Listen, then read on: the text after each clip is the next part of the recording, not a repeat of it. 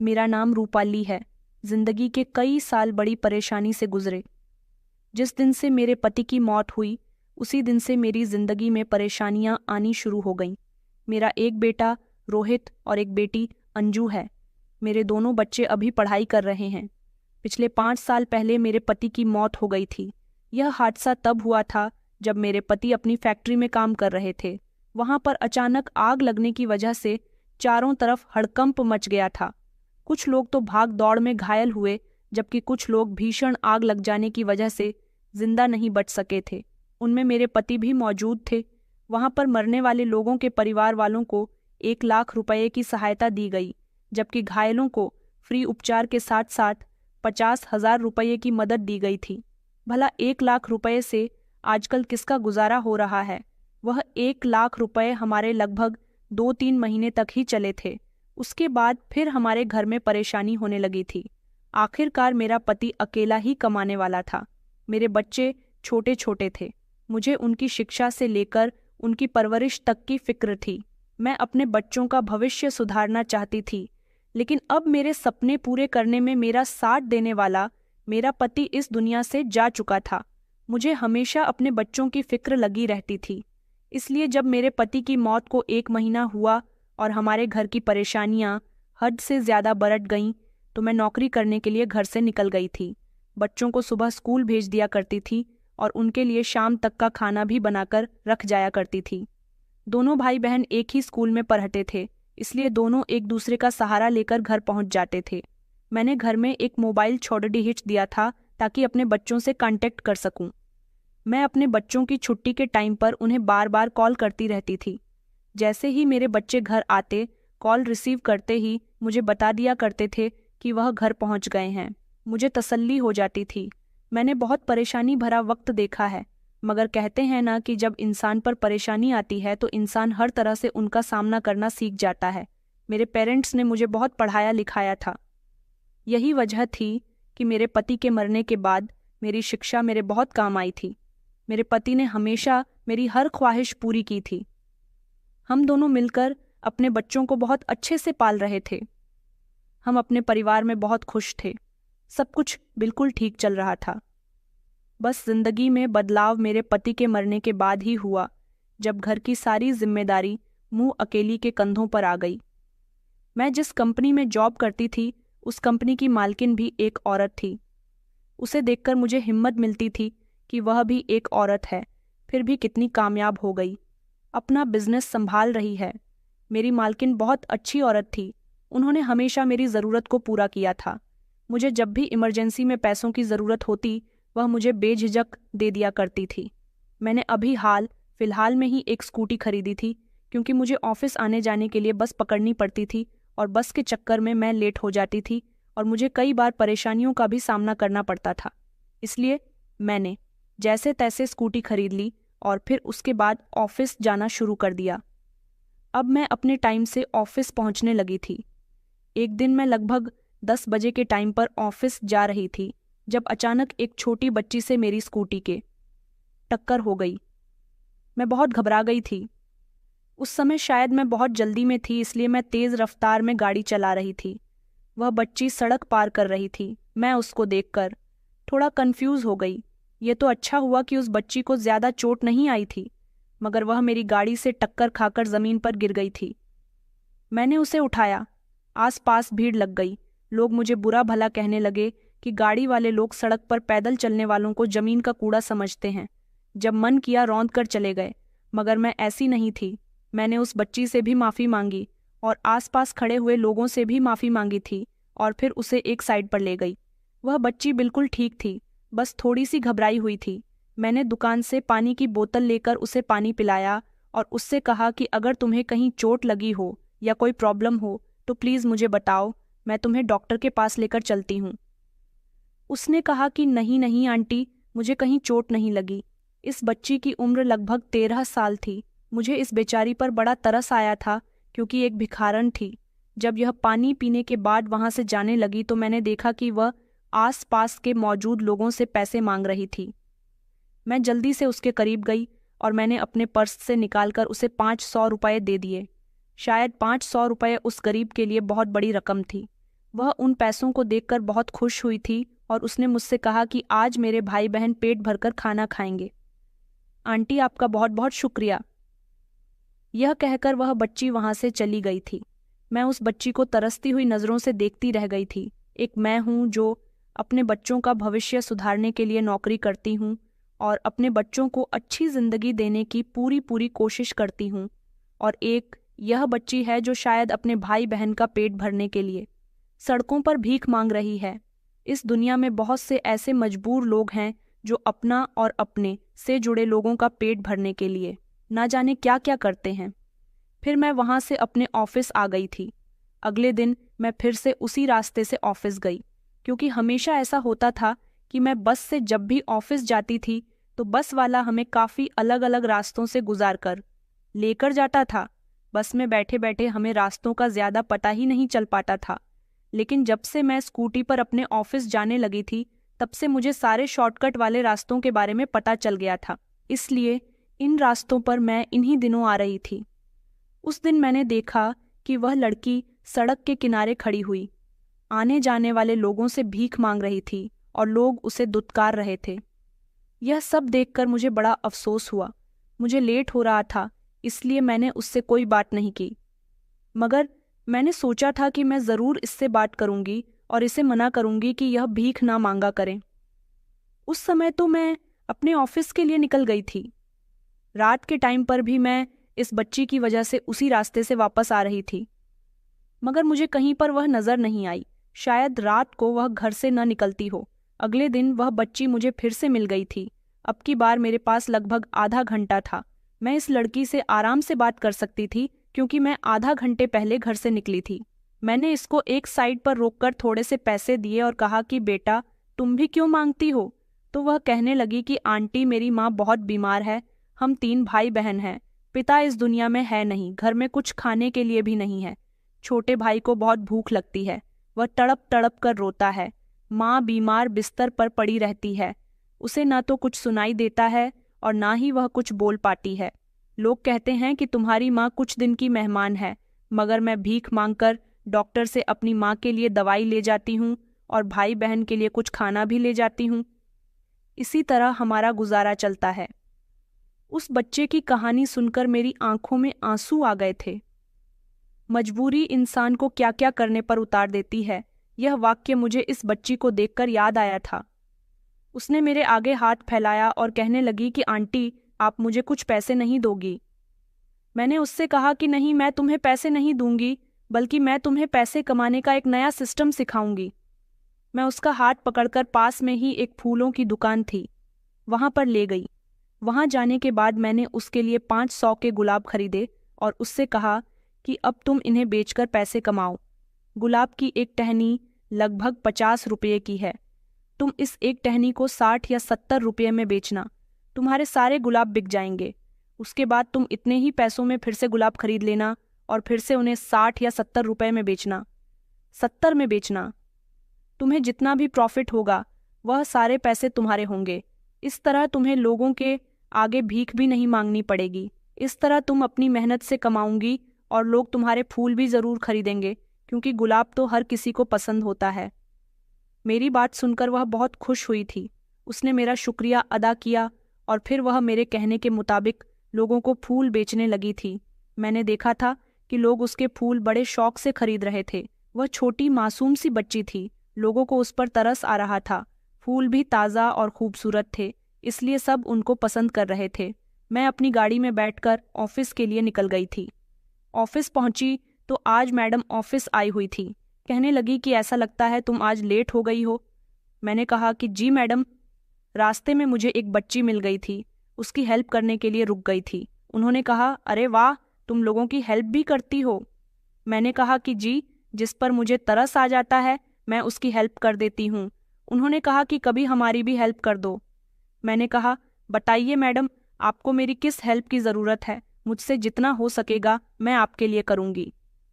तो वह कहने लगी कि देखो रूपाली, मेरा बहुत बड़ा बंगला है।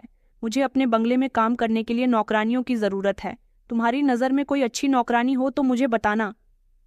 मैंने कहा, मैं आपको नौकरानी के बारे में ज़रूर बताऊंगी, मगर मेरे यहाँ तो कोई नौकरानी काम ही नहीं करती। मैं अकेले ही अपने घर के सारे काम निपटा लेती हूँ। उन्होंने कहा कि तुम तो बहुत अच्छी हो यार, घर के भी सारे काम कर लेती हो और नौकरी भी करती हो, बच्चों को भी संभालती हो। Well done. यह कहकर वह बहुत जोर से हंसी थी। मैंने कहा कि मैं आपकी मदद ज़रूर करूंगी। अगर मुझसे किसी ने नौकरी के लिए कहा तो मैं उसे आपके यहाँ नौकरी पर लगवा दूंगी, मैडम कहने लगी। मगर ध्यान रखना कि काम करने वाली नौकरानी की उम्र ज़्यादा नहीं होनी चाहिए। लगभग 18 साल की उम्र की लड़कियां मुझे नौकरी के लिए चाहिए, या उससे कम उम्र की भी हो तो भी चलेगी। मैडम की ये बात सुनकर मुझे थोड़ा अजीब तो लगा था, मगर मैंने उनको बोल दिया था कि अगर कोई ऐसा होगा तो मैं आपको बता दूंगी। अगले दिन जब मैं फिर से ऑफिस जा रही थी तो मैंने देखा कि आज भी वह लड़की इधर उधर भीख मांग रही थी। कुछ लोग तो उसे भीख दे रहे थे, मगर कुछ उसे धुतकार भी रहे थे। यह सब मुझसे देखा नहीं जा रहा था क्योंकि मैं अपनी स्कूटी रोककर उसे उस सड़क पर लोगों से भीख मांगते हुए देख रही थी।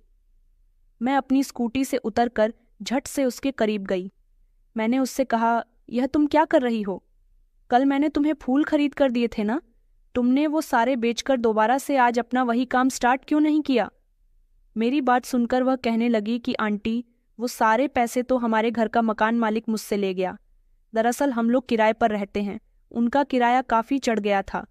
जब मैं रात को घर गई तो वह मेरा ही इंतज़ार कर रहा था। उसने मेरे हाथ में पैसे देखे तो मुझसे मेरे सारे पैसे छीन लिए। इसीलिए मैं फिर से भीख मांगने लगी, क्योंकि अब भी मकान मालिक को और पैसे देने हैं। कल वाले पैसे कम थे। मैंने उसे समझाया और कहा कि तुम्हें भीख नहीं मांगना चाहिए था। चलो कोई बात नहीं। मैंने आज उसे स्टेशनरी से खरीदकर बहुत सारे पेन और कॉपियां दे दी थीं और उससे कहा था कि आज तुम इनको बेचना और इनसे जो प्रॉफिट होगा उसे बचाकर बाकी के सारे पैसों का सामान खरीदकर अगले दिन फिर से यही बेचना। आज वह फिर से बहुत खुश हुई और कॉपी और पेन लोगों को दिखा दिखाकर बेचने लगी। आज भी मैं बड़ी बेफिक्री से ऑफिस आ गई थी, लेकिन अगले दिन जब मेरा सामना फिर से उस लड़की तपस्या से हुआ तो यह देखकर मेरे होश उड़ गए थे कि आज फिर से वह भीख मांग रही थी। मैंने कहा कि ना जाने इस लड़की को क्या प्रॉब्लम है। हर बार मैं इसे सामान खरीद कर देती हूँ ताकि यह इज्जत से पैसा कमा सके, मगर यह लड़की तो हर बार भीख मांगने पर उतर आती है। मैंने कहा, तपस्या, आखिर यह तुम क्या करती हो? हर रोज मैं तुम्हें सामान खरीद कर नहीं दे सकती। मैंने तुम्हें काम करने का तरीका सिखाया तो है, तुम्हारे पैसे कहाँ गए आज? उसने कहा कि मेरी माँ की बहुत तबीयत खराब हो गई थी। सारे के सारे पैसे माँ के इलाज पर खत्म हो गए। ये तो मैं जानती थी कि आजकल इलाज बहुत महंगा हो गया और दवाइयाँ भी बहुत महंगी आती हैं। मुझे इस बेचारी पर अफसोस होने लगा था। ये हर रोज़ पैसे कमाती थी और उसे रोज़ नुकसान हो रहा था। इस बेचारे की ढेर सारी मजबूरियाँ ही तो थी जो इसका नुकसान कर रही थी। इसे देखकर मुझे एक आइडिया आया। तभी मैं झट से उसके करीब गई और मैंने उससे कहा कि आज भी तुम्हारे पैसे किसी ने ले लिए। तो वह कहने लगी कि आपको बताया था ना कि मकान मालिक के पैसे अभी रह गए हैं। ये कहकर उसने अपना चेहरा उदास कर लिया था। मैंने उससे कहा कि अच्छा, तुम्हें परेशान होने की ज़रूरत नहीं है। अगर मैं तुम्हें कहीं काम पर लगवाना चाहूँ तो तुम लग सकती हो। तो वह कहने लगी कि जी, जैसा भी काम होगा मैं कर लूँगी। मैंने उससे कहा, तो फिर ठीक है, रात को तुम मुझे यहीं खड़ी मिलना। मैं तुम्हारी नौकरी का बंदोबस्त करती हूँ, जहाँ पर तुम्हें लोगों से भीख नहीं मांगनी पड़ेगी। तुम सही सलामत रहोगी और तुम्हें वहाँ पैसे भी ठीक ठाक मिलेंगे। मेरी बात सुनकर उसके चेहरे पर मुस्कान आई और उसने कहा कि आंटी, मैं रात को आपको इसी रास्ते पर मिलूंगी, आपका इंतज़ार करूंगी। मैंने कहा कि अच्छा, अब मैं चलती हूँ, मुझे ऑफिस के लिए लेट हो रहा है। मैं वहाँ से अपने ऑफिस आ गई थी। उस दिन ऑफिस में मैडम नहीं आई थी। रात को ऑफिस से छुट्टी पर मैंने देखा कि तपस्या सड़क के किनारे खड़ी हुई मेरा इंतज़ार कर रही थी। मैंने उसे अपनी स्कूटी पर बैठने के लिए कहा और उसको लेकर मैडम के घर चली गई। मैडम का घर काफ़ी दूर था, मगर इस बच्ची के लिए मुझे कुछ न कुछ तो करना ही था। मैं वहाँ गई तो मुझे थोड़ी देर के लिए वहाँ वेटिंग रूम में बैठा दिया गया। मैडम शायद कुछ लोगों से मीटिंग कर रही थी। जैसे ही वह फ्री हुई तो मुझे अपने घर में देखकर बहुत खुश हुई थी। उन्होंने नौकरानी से कहा कि रूपाली के लिए चाय नाश्ता लगाओ, मगर मैंने मना कर दिया मेरे साथ तपस्या को देखकर। वह थोड़ी कंफ्यूज हुई थी क्योंकि तपस्या का हुलिया बहुत खराब हो रहा था।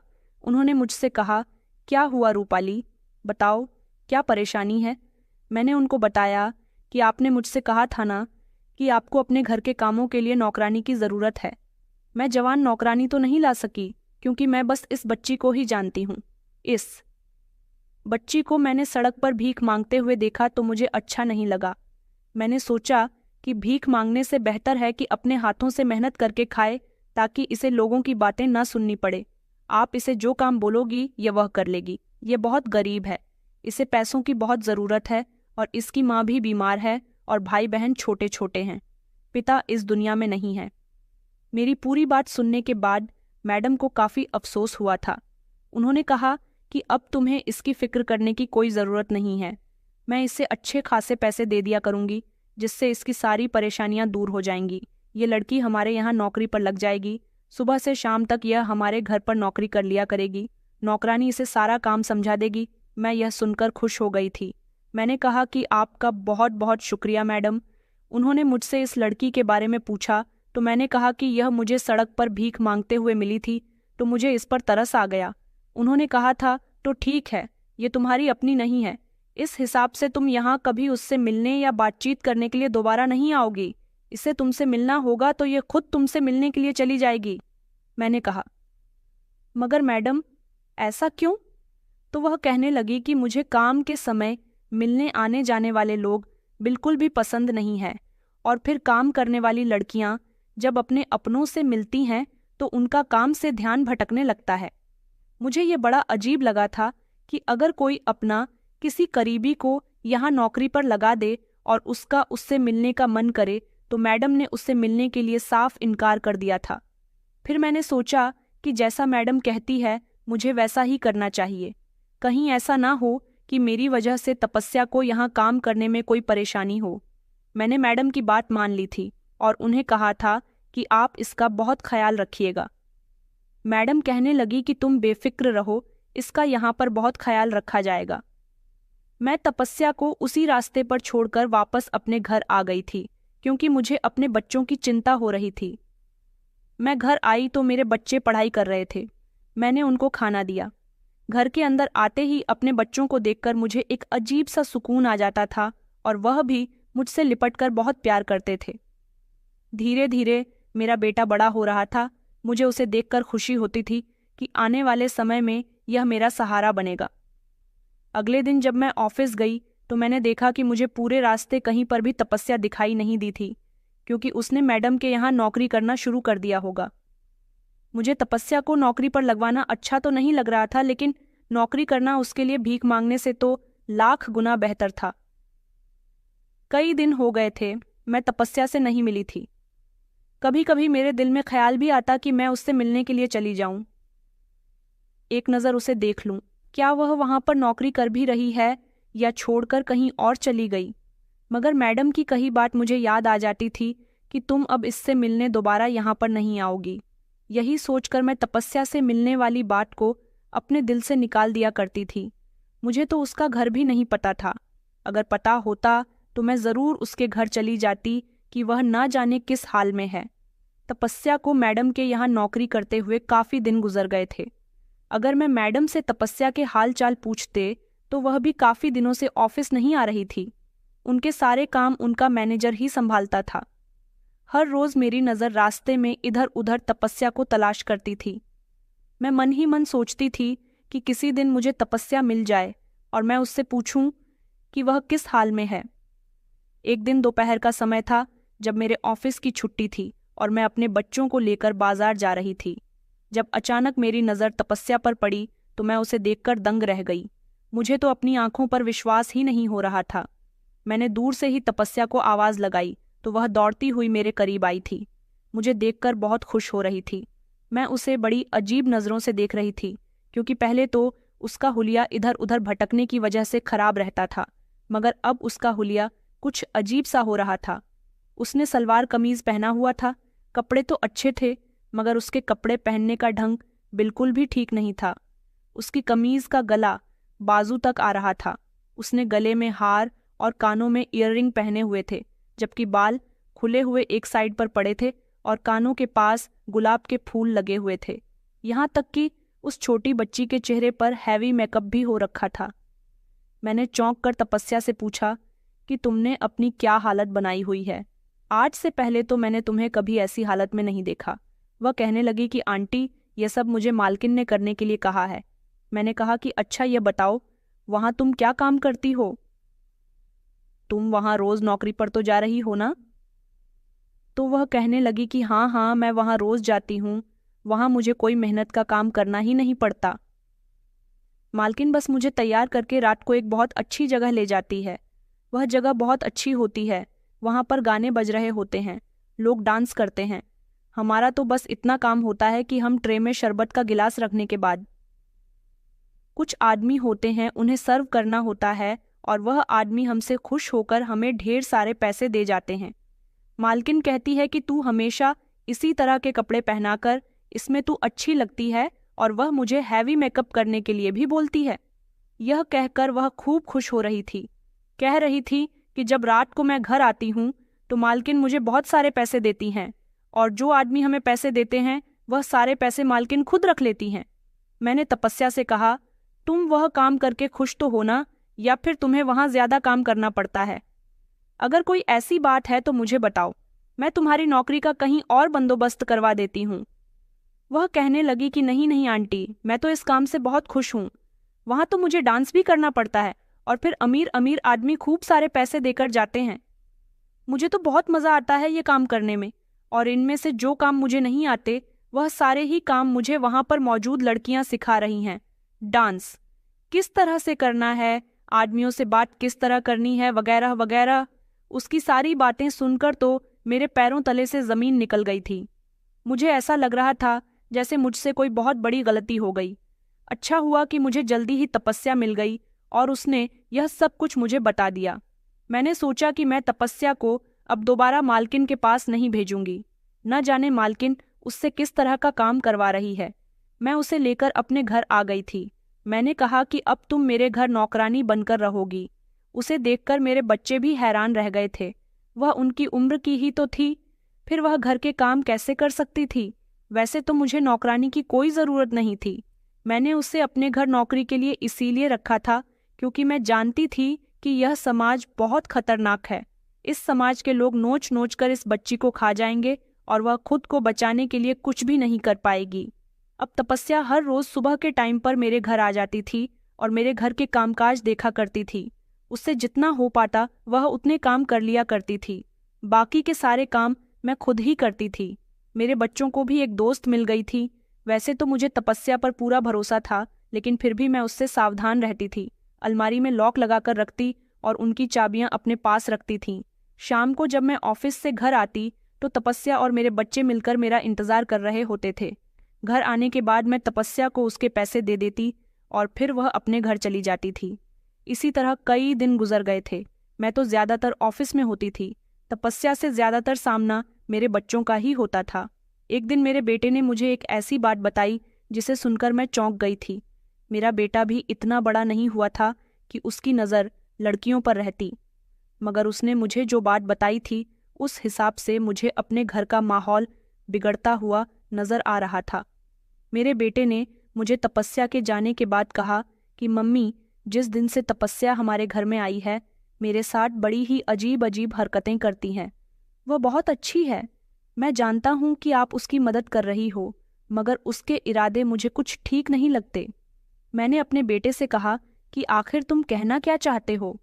मुझे कुछ समझ नहीं आ रहा, उसने कहा। वह मुझे चुपके चुपके देखती है और मुझे आंख भी मारती है। एक बार तो उसने मेरा हाथ पकड़ लिया था और कल तो उसने बड़ी ही अजीब हरकत की कि वह मुझे देखकर शर्माने लगी। ऐसे शर्माने की एक्टिंग कर रही थी जैसे वह हर बार मुझसे पहली बार मिली है। मैंने इस बारे में जब अपने एक दोस्त को बताया था तो मेरा दोस्त मुझसे कहने लगा कि तुम उस लड़की के इशारे नहीं समझे, वह तुमसे प्यार करने लगी है और तुम्हारी गर्लफ्रेंड बनना चाहती है। मेरा बेटा इससे आगे कुछ कहता इससे पहले मैंने अपने कानों को हाथ लगा लिया था और अपने बेटे से वहीं खामोश रहने के लिए कहा था।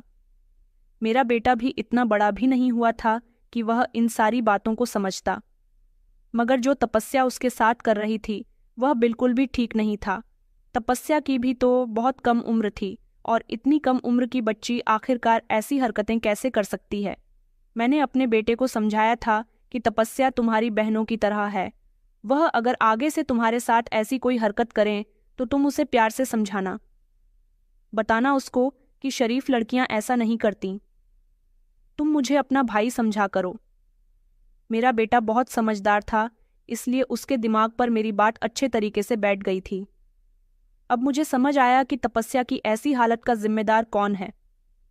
वह मुझे पहले बता तो रही थी कि मालकिन उसे सिखाती है कि मर्दों से बात कैसे करनी है। मुझे मालकिन के ऊपर कुछ शक हुआ था। अब की बार मैंने यह जानने के लिए कि आखिर माजरा क्या है, मैंने तपस्या से तो कुछ नहीं कहा था। ऑफिस में ही मेरे एक दोस्त थी। वह भले ही कम उम्र की कुंवारी लड़की थी, मगर दोस्ती में उम्र नहीं देखी जाती। ऑफिस में जॉब करते करते वह मेरी अच्छी दोस्त बन गई थी और मुझसे भी पहले से वहां पर नौकरी कर रही थी। मैंने उसे इस बारे में बताया तो यह सुनकर वह शॉक्ड रह गई कि 12-13 साल की उम्र की लड़की ऐसी हरकतें कैसे कर सकती है, जबकि ऐसी हरकतें तो वो लड़कियां करती हैं जिनके कैरेक्टर ठीक नहीं होते। मैंने अपनी दोस्त मानसी से कहा कि तपस्या ऐसी हरकतें तब से कर रही है जब से वह मैडम के घर से आई है। अभी तपस्या को मेरे घर नौकरी करते हुए 1 हफ्ता ही गुजरा था। मानसी ने मुझे एडवाइस दी कि अगर तुम्हें मालकिन के बारे में जानना है कि वह क्या करती है और क्या नहीं, तो तुम्हें दोबारा से तपस्या को उनके यहाँ भेजना होगा। मैं उसकी बात सुनकर शॉक्ड रह गई। मैंने कहा कि मैं इस बच्ची को दोबारा से किसी मुसीबत में नहीं डाल सकती। कहीं ऐसा ना हो कि मालकिन कोई गैरकानूनी धंधा करती हो। वह कहने लगी कि तुम उसे एक बार और भेजो और उसे सारी इन्फॉर्मेशन लो, तभी तुम इस मसले का हल निकाल सकोगी। अगले दिन मैं तपस्या को मैडम के यहाँ छोड़ आई थी। तपस्या ने वहाँ जाकर कह दिया था कि उसकी माँ की तबीयत ठीक नहीं थी, इसलिए वह नहीं आ रही थी। तपस्या वहाँ पर लगभग 2 दिन तक गई और उसके साथ उन 2 दिनों में जो भी हुआ उसने वह सब कुछ मुझे बता दिया। उसने मुझे बताया कि शाम होते ही मालकिन उसे एक ऐसी जगह लेकर जाती है जहाँ पर नाच गाना होता है और वहाँ जाकर उसे आदमियों के पास जाने के लिए कहती है। वो जगह कौन सी थी? मैंने तपस्या से पूछा तो वह मुझे अपने साथ वहाँ ले गई थी। यह देखकर मैं हैरान रह गई थी कि यह जगह एक बार थी और इस समय दिन का टाइम था, इसलिए बार बंद था। इस बार के बारे में मैंने सुना था। यह बार बहुत फेमस बार था। मैंने जब मानसी को यह बात बताई तो मानसी कहने लगी कि रात को हम भी तपस्या के साथ बाहर जाएंगे और देखेंगे कि आखिर उसके साथ वहाँ पर क्या होता है। हम दोनों कपड़े चेंज करके वहाँ चले गए थे और हमने अपने चेहरे पर पार्टी मास्क लगा लिए थे ताकि हमें कोई पहचान ना सके। हम जानते थे कि वहाँ हमारी मैडम ज़रूर होंगी। वहाँ जाकर हमारे हाथ काफ़ी सारी इन्फॉर्मेशन लगी थी। हमारी मैडम, जो एक अच्छी और ईमानदार इंसान होने का दावा करती थी, वह अच्छी औरत नहीं थी। वह बहुत ही घटिया औरत थी। वह बार उसका अपना बैड था। वह अपने बिजनेस के साथ साथ साइड से एक बार भी चला रही थी। वहाँ पर अमीर अमीर मर्द और लड़के आते थे। उन लोगों के लिए जवान जवान लड़कियां रखी गई थीं। तपस्या अभी छोटी थी, इसलिए उसे ट्रेनिंग दी जा रही थी कि मर्दों को अपने प्यार में कैसे लुभाया जाता है। वह सारी लड़कियां उसे हर एक बात बता रही थीं। उनका मकसद था कि जब तपस्या ठीक से जवान हो जाएगी तो वह इस धंधे में पूरी तरह से उतर आएगी। उसे कुछ सीखने की जरूरत भी नहीं पड़ेगी। इस बार में खुलेआम नशा किया जा रहा था। जवान लड़के लड़कियां यहाँ आकर खूब बिगड़ रहे थे। ना जाने हमारी जनरेशन को क्या हो गया। छोटे कपड़े पहनकर नाच गाना करना, नशा करना, गलत काम करना, ये सब कुछ इन लोगों को अच्छा लगने लगा है। तपस्या मेरे घर से तो ठीक कपड़े पहनकर गई थी, मगर यहाँ उसे छोटे छोटे कपड़े पहना दिए गए थे। उसका खूब मेकअप कर दिया गया था। वह इन छोटे छोटे कपड़ों को पहनकर कस्टमर को ड्रिंक सर्व कर रही थी। मैंने देखा कि एक मर्द ने उसे अपनी गोद में बिठा लिया और उसके शरीर को अजीब अजीब तरह से टच करने लगा था। तपस्या को यह सब बिल्कुल भी बुरा नहीं लग रहा था, पूरा नहीं लग रहा था, क्योंकि उस इंसान ने तपस्या को पैसे जो दे दिए थे वह खुश हो गई थी। आखिरकार वो तो बच्ची थी। उसके साथ क्या हो रहा है इस बात की उसे समझ नहीं थी। पैसे देखकर वह बहुत खुश हो गई, मगर वह यह नहीं समझ रही थी कि उस समय उसके शरीर के साथ कैसा घिनौना खेल खेला जा रहा था। मैं यह सब बर्दाश्त नहीं कर सकती थी और अब मैंने सोच लिया था कि कल से तपस्या यहाँ पर नहीं आएगी। हमेशा अच्छा दिखने वाला इंसान अच्छा नहीं होता। यह सारी वह मजबूर लड़कियां थीं जिन्हें नौकरी की ज़रूरत थी, जो गरीब थीं, जिनके आगे पीछे कोई नहीं था, जो पैसा कमाने के लिए किसी भी हद तक जा सकती थी। तभी तो मैडम ने तपस्या का भी फायदा उठाया था। वह अपने घर में कोई नौकरानी का काम नहीं करवाती थी, बल्कि सारी लड़कियों को बाहर ले आया करती थी। थोड़ी देर के बाद मैंने देखा कि तपस्या को डांस भी करवाया जा रहा था। वह डांस सीख रही थी। यह सब नज़ारा बहुत ही भयानक था। छोटे बच्चों को अगर हम अच्छी बातें सिखाते हैं तो वह अच्छी बातें ही सीखते हैं, लेकिन अगर हम उन बच्चों को गलत बातें सिखाते हैं तो गलत रास्ते पर चलने की सीख देते हैं, तो बच्चे गलत रास्ते पर उतर आते हैं। यही वजह थी कि तपस्या का भविष्य मैडम के हाथों खराब हो रहा था, मगर मैं ऐसा नहीं होने दे सकती थी। मैंने फैसला कर लिया था कि मैं यह सब कुछ पुलिस को बता दूंगी। पुलिस यहाँ पर रेड मारेगी और मैडम का बाल भी बंद हो जाएगा। मेरी बात सुनकर मानसी ने कहा कि तुम यह काम इतना आसान समझती हो। मैडम बहुत अमीर औरत है, इससे तुम्हें बहुत नुकसान पहुंचेगा। तुम उनकी कंपनी की एम्प्लॉय भी हो, तुम्हें मैडम नौकरी से भी निकाल सकती है। मैंने कहा, मगर वह इस बच्ची का फ्यूचर बर्बाद कर रही है। अगर मैंने भरोसा करके उनको इस बच्ची को सौंप दिया तो वह इस बात का फायदा उठा रही है। वह गैर कानूनी काम कर रही है। यहाँ पर ड्रग्स भी सप्लाई हो रही है। हमें अपनी आंखें खोलनी होंगी, वरना देर हो जाएगी। मेरी दोस्त कहने लगी कि तुम बिल्कुल ठीक कह रही हो, मगर पुलिस भी सबूत मांगती है। इस तरह इतनी बड़ी औरत को कोई गिरफ्तार नहीं कर सकता। मानसी ने मुझे बिल्कुल ठीक एडवाइस दी थी और अब हमें कुछ भी करके एविडेंस इकट्ठे करने थे। समझ नहीं आ रहा था कि मैं क्या करूं। मैं अपने घर आई तो बहुत परेशान हो गई थी। अगले दिन तपस्या मेरे घर आई तो उसके बारे में सोच सोचकर मुझे बहुत अफसोस हो रहा था, लेकिन मेरे पास एक आइडिया था। तपस्या वहां जाने के बाद अपने कपड़े चेंज कर लिया करती थी। मैंने एक छोटा सा कैमरा मंगाया और तपस्या को दे दिया कि जब वह वहां जाने के बाद कपड़े चेंज करे तो उन कपड़ों में इस कैमरे को ज़रूर लगा ले और इस कैमरे के बारे में किसी को पता नहीं चलना चाहिए। तपस्या मेरी बात को अच्छे तरीके से समझ गई थी। अगले दिन मैंने भी अपने काम को अंजाम देना शुरू कर दिया था। जब मैडम के घर से उसे बाहर ले जाया गया तब मैं भी उन लोगों का पीछा करते हुए उस बार तक पहुंच गई थी। वहां जाने के लगभग आधे घंटे बाद कैमरा ऑन हो गया था, क्योंकि तपस्या ने कपड़े चेंज करने के बाद उसे अपने कपड़ों में फिट कर लिया था। उधर मानसी कैमरे की रिकॉर्डिंग देख रही थी। मैं तपस्या पर नजर रखे हुए थी। उसे छोटे छोटे कपड़े पहनकर मर्दों के बीच डांस करने के लिए छोड़ दिया गया था। यह देखकर मुझे बहुत गुस्सा आ रहा था कि वह मासूम बच्ची डांस कर रही थी, मगर सारे दरिंदे उसके इर्द गिर्द उसको टच कर रहे थे। वैसे तो वहां और जवान लड़कियां भी डांस कर रही थीं जो बाहर की ही थीं, मगर तपस्या का डांस करना और मर्दों की गंदी नज़र उस पर डालना मुझे बिल्कुल भी अच्छा नहीं लग रहा था। थोड़ी ही देर गुजरी थी कि अचानक तपस्या की टक्कर डांस करने वाली एक लड़की से हो गई, जब उसके कपड़ों से कैमरा निकलकर जमीन पर गिर गया। यह देखकर तो मैं भी चौंक गई थी कि अब ना जाने क्या होगा। उस लड़की ने शोर मचाना शुरू कर दिया कि मैडम, इस लड़की के कपड़ों में कैमरा छिपा हुआ है, ना जाने यह यहाँ पर क्या रिकॉर्ड करने के लिए आई थी। उसी समय वहां पर नाच गाना बंद हो गया। मालकिन आईं और उन्होंने एक जोरदार थप्पड़ तपस्या के मार दिया तो तपस्या जमीन पर गिर गई थी। मैं अब भी यह सब खड़ी दूर बेबसी से देख रही थी। उन्होंने तपस्या से कहा कि बता, तेरे पास यह कैमरा कहाँ से आया? बता, तूने क्या क्या रिकॉर्ड किया? तुझे यहाँ किसने भेजा है? अभी वह तपस्या पर एक बार और हाथ उठाने वाली थी जब मौके पर ही वहां पर पुलिस आ गई और इस तरह मैं भी उन सबके सामने आ गई थी। पुलिस ने वहां पर मौजूद कुछ लोगों को अरेस्ट कर लिया, जबकि कुछ लोग पुलिस के आ जाने से जो हड़कंप मचा था उसमें भाग निकले, लेकिन मैडम और उसके कुछ साथियों को अरेस्ट कर लिया गया था। मुझे सामने देखकर मैडम जोर जोर से चिल्लाने लगी और कहने लगी कि तुमने ही यह सब किया है रूपाली, मैं तुम्हें छोड़ूंगी नहीं। मैंने हमेशा तुम्हारी बहुत मदद की इस लड़की को। तुमने इसकी मजबूरी का रोना रोकर इसे जासूस बनाकर मेरे पास भेजा। मैंने कहा कि नहीं मैडम, मैं आपके साथ ये सब करना नहीं चाहती थी, बल्कि मुझे तो आपकी किसी करतूत के बारे में पता भी नहीं था। मैं तो आपको बहुत अच्छी और ईमानदार इंसान समझती थी। जब तपसी आपके यहाँ गई और उसने मुझे आपके यहाँ पर होने वाले एक एक काम के बारे में बताया, तब मुझे अफसोस हुआ कि मैंने इस लड़की को आप पर भरोसा करके गलत रास्ते पर उतार दिया।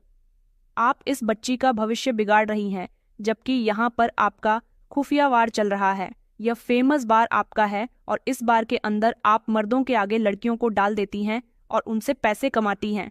और तो और यहाँ पर आपने ड्रग्स का भी गोरख धंधा चलाया हुआ है। ये सारी रिकॉर्डिंग हमारे पास है क्योंकि जो कैमरा मैंने तपस्या के कपड़ों में लगाया था उसमें लाइव वीडियो चल रहा था।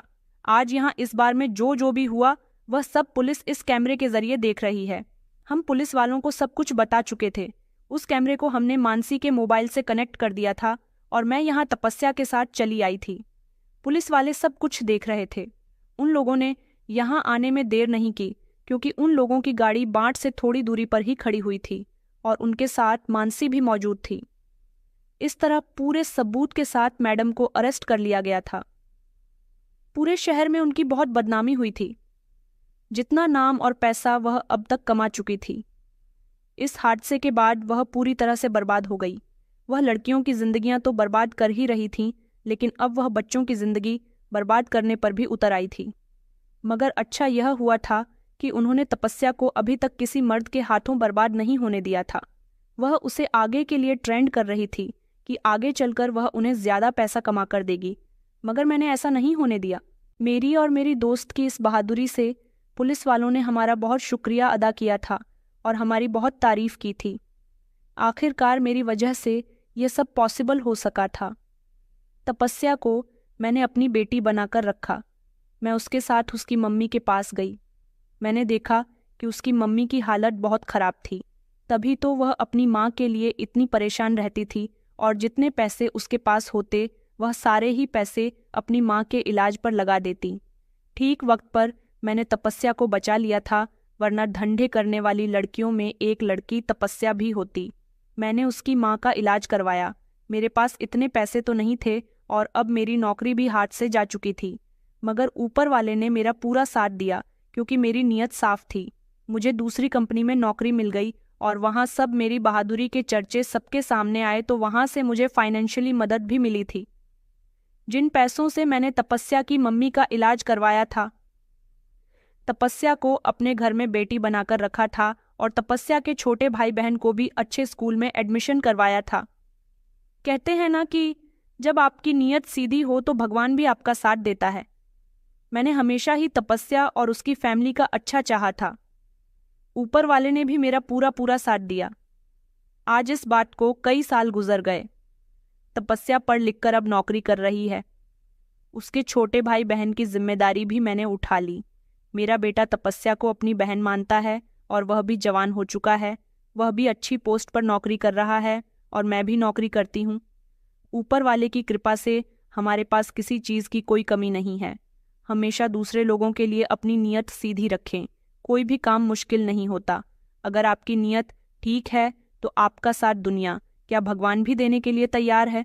तो दोस्तों, उम्मीद करती हूँ आपको हमारी कहानी पसंद आई होगी। कहानी पसंद आई है तो वीडियो को लाइक करें। चैनल पर नए हैं तो चैनल को सब्सक्राइब करें और हाँ, नोटिफिकेशन बेल को ज़रूर दबाएं ताकि अगली अपडेट सबसे पहले आपको मिले।